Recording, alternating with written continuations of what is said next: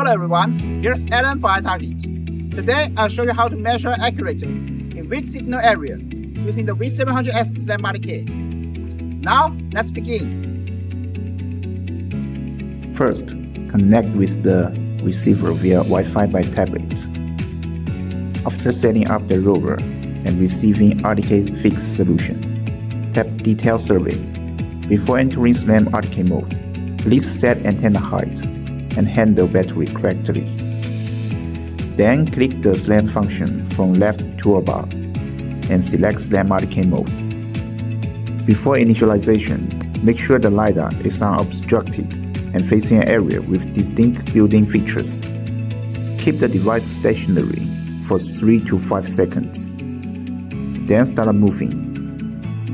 Please follow an L-shaped or Z-shaped path during the initialization. Therefore, you can walk straight for 5 to 8 meters and then turn 90 degrees to continue moving. During the initialization, ensure you are in an open area, move at a steady pace, and avoid sudden shaking. Once initialization is completed, the instrument will enter in SLAM fixed mode. Then you can start your measurement in weak signal areas.